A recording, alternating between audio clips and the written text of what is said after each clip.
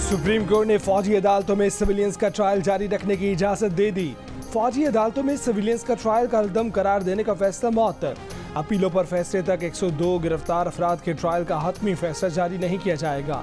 Justice सरदार तारिक मसूद की सरबराही में 6 रुकनी bench ने 5-1 की अक्सरियत से फैसला सुना दिया। जस्टिस मुसर्रत हिलाली ने फौजी अदालतों में सिविलियंस का ट्रायल जारी रखने की मुखालफत की। सुप्रीम कोर्ट ने 23 अक्टूबर को फौजी अदालतों में सिविलियंस का ट्रायल कलअदम करार दिया था। वफाकी हुकूमत ने सुप्रीम कोर्ट के फैसले के खिलाफ अपील दायर कर रखी थी। नवाज शरीफ बदस्तूर अपने इक़्तिदार से बेदखली के किरदारों का एहतसाब करने के मुतालबे पर कायम। कहा कि जो जुर्म 25 करोड़ अवाम के खिलाफ हुआ था उसे भूलने और माफ़ करने का उन्हें कोई हक नहीं है। लाहौर में पार्टी उम्मीदवारों से खिताब करते हुए नवाज शरीफ ने कहा कि उन्होंने जनरल राहील और जनरल बाजवा के खिलाफ कोई साजिश नहीं की थी। ये पूछना ज़रूरी है कि इन किरदारों ने मुल्क के साथ ये सब क्यों किया। 8 फरवरी को 25 करोड़ अवाम की JIT और अदालत लगेगी जो अपना फैसला सुनाएगी।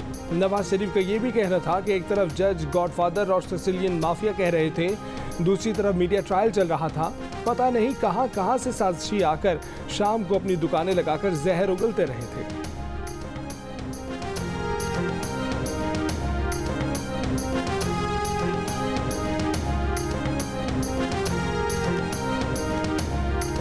दहशतगर्दों के साथ मुज़ाकरात के फैसले ने पाकिस्तान को 10 साल पीछे धकेल दिया। ना पार्लियामेंट से पूछा गया ना अवाम से। ये फैसला किसने किया, तहकीकात की जाए। Chairman Peoples Party Bilawal Bhutto Zardari का मुतालबा। पेशावर हाई कोर्ट बार से खिताब में कहा कि संगीन दहशतगर्दों को छोड़ा गया, उन्हीं जगहों पर बसाया गया जहां से कुर्बानियां देकर निकाला था। डेरा इस्माइल खान का वाक़या इस बात की मिसाल है कि हमने किस किस्म का अमन कायम किया।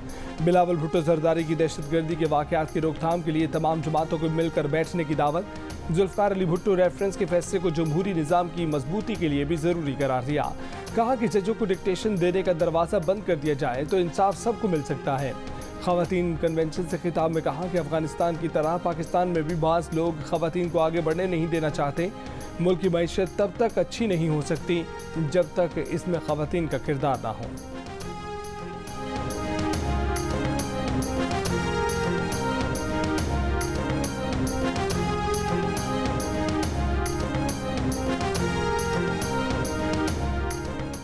खबर मानिका का इल्ज़ाम है कि बानी BTI ने बुशा बीबी से पीरी बुरीदी के चक्कर में राब्ता इस्तवार किया। वक्त के साथ दोनों के नाजायज़ ताल्लुकात कायम हो गए। इन ताल्लुकात की बिना पर उन्होंने बुशा बीबी को नवंबर 2017 में तलाक दी। बानी BTI और बुशा बीबी ने इद्दत गुजरने से पहले ही निकाह कर लिया। इस्लामाबाद की अदालत ने गैर शरई निकाह केस काबिल समात होने का तहरीरी हुक्म जारी कर दिया। हुक्मनामे के मुताबिक गवाह मुफ्ती सईद ओन चौधरी और मोहम्मद लतीफ़ के बयान इन इल्ज़ामात को सपोर्ट करते हैं। गवाहान के बयान की रोशनी में बानी BTI और बुशा बीबी ने बादियों नज़र में जुर्म का इर्तिकाब किया है। अदालत इस नतीजे पर पहुंची है कि ट्रायल के आगाज़ के लिए मुनासिब ग्राउंड मौजूद है। खबर मानिका की कंप्लेंट पर समात का बाकायदा आगाज़ जुमेरात से होगा। बानी BTI से अडयाला जेल में वीडियो लिंक से रब्ता किया जाएगा।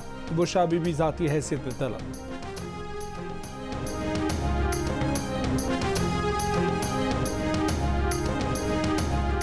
साइफर केस में बानी BTI और शाह महमूद कुरैशी पर फर्द जुर्म आयद हुई या नहीं, कन्फ्यूजन बरकरार। FIA के स्पेशल प्रोसिक्यूटर जुल्फ़िकार अब्बासी ने कहा कि मुल्ज़िमान पर फर्द जुर्म आयद हो चुकी। अदालत ने कल गवाहों को तलब किया है। बानी BTI के वकला ने FIA प्रोसिक्यूटर को गलत करार दे दिया। सलमान सफदर एडवोकेट ने कहा कि उनके सामने कोई फर्द जुर्म आयद नहीं हुई। मुल्ज़िमान ने दस्तखत भी नहीं किए। प्रोसिक्यूटर के बयान पर जुमेरात को एहतजाज करेंगे।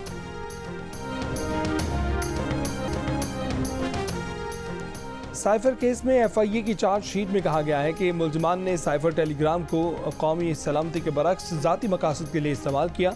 साबिक़ वज़ीर आज़म ने बदनीयती से जानबूझकर इसे अपनी तहवील में रखा। मुल्ज़िमान ने खुफिया राब्तों के तरीक़ाकार में रियासत की साइफर सिक्योरिटी सिस्टम पर समझौता किया। मुल्ज़िमान की जानिब से साइफर टेलीग्राम पर बददियानती से रियासत को नुकसान पहुँचा। दौरान समात शाह महमूद कुरैशी ने कहा कि वो बेगुनाह है।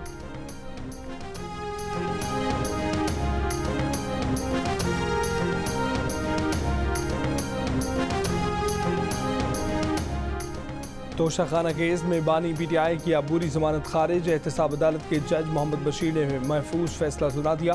बानी BTI की तोशाखाना केस में भी गिरफ्तारी डाल दी गई। डिप्टी प्रोसिक्यूटर जनरल नायब सरदार मुजफ्फर अब्बासी का कहना है कि बानी BTI का कल जिस्मानी रिमांड हासिल किया जाएगा।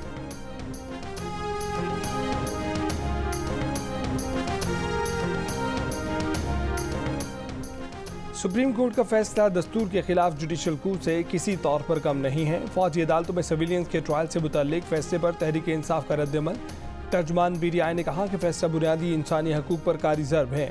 दस्तूर में भी फौजी अदालतों में सिविलियंस के ट्रायल की कोई गुंजाइश नहीं। नज़रसानी वाले बेंच के फैसले से मुल्क की दस्तूरी तरतीब और नज़्म में बिगाड़ का खदशा है। दरख्वास्त गुजार के वकील लतीफ़ खोसा ने कहा कि 6 जजों ने ट्रायल कालअदम करने का फैसला दिया था, तो 5 जजों का फैसला कैसे गालिब आ गया।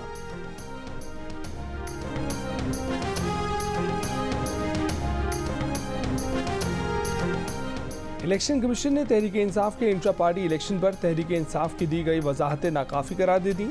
इलेक्शन कमीशन के मुताबिक तहरीक इंसाफ के इंट्रा पार्टी इंतखाबात बादी नज़र में पार्टी आइन से मुतसादिम है।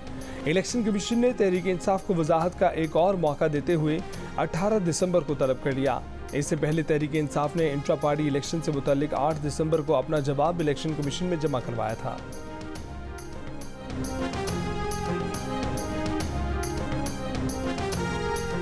चेयरमैन पीटीआई गौहर खान ने कहा है कि तहरीक इंसाफ को तनहा करने की साजिश की जा रही है। इंतखाबी मुहिम के लिए लेवल प्लेइंग फील्ड दी जाए। पीडीएम की किसी जमात से इंतखाबी इत्तेहाद नहीं होगा। आसिफ जरदारी के बयान पर रद्दअमल में कहा कि तहरीक इंसाफ ने कभी इन लोगों की वोट हासिल करने की कोशिश नहीं की जो वोट डालने के अहल नहीं।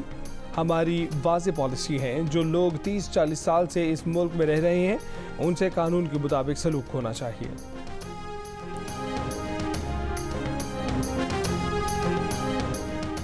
सिंध के 2 साबिक वज़राए आला जीडीए में शामिल हो गए। थर से अरबाब गुलाम रहीम और दादू से लियाकत जतोई शामिल। पीर बकार से मुलाकात। राहिला मगजी का भी जीडीए में शामिल होने का ऐलान। लियाकत जतोई ने कहा कि पीर बकार की क़यादत में जीडीए को मज़ीद मजबूत और मुस्तहकम बनाया जाएगा।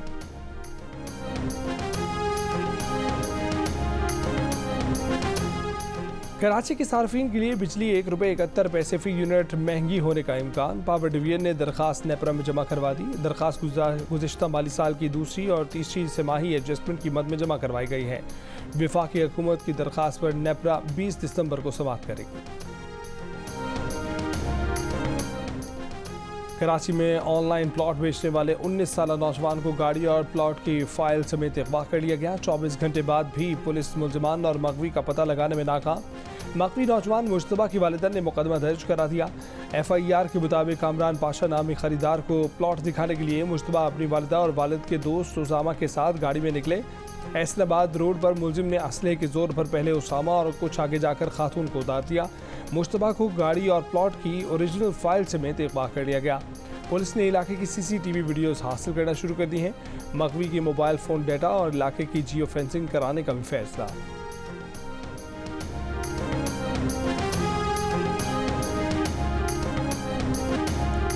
पाकिस्तान सुपर लीग के नवे एडिशन के लिए टीमों का इंतखाब मुकम्मल। फ़खर जमान और वेंडर डॉसन लाहौर कलंदर्स का हिस्सा होंगे। मोहम्मद आमिर और रदरफोर्ड कोटा ग्लैडिएटर्स से खेलेंगे। मोहम्मद नवाज और Kieron Pollard Karachi Kings, David Willey Multan Sultans और अफगानिस्तान के नूर अहमद पेशावर के हो गए। फास्ट बॉलर नसीम शाह के छोटे भाई उबैद शाह और हुनैन शाह भी इस्लामाबाद यूनाइटेड का हिस्सा बन गए।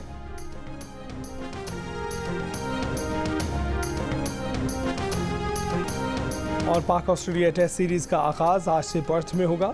ट्रॉफी की रुनमाई शाहीन शाह अफरीदी नायब कप्तान होंगे। प्लेइंग 11 में तजुर्बाकार हसन अली पर खुर्रम शहजाद और आमिर जमाल को तरजीह दी गई। दोनों फास्ट बॉलर डेब्यू करेंगे।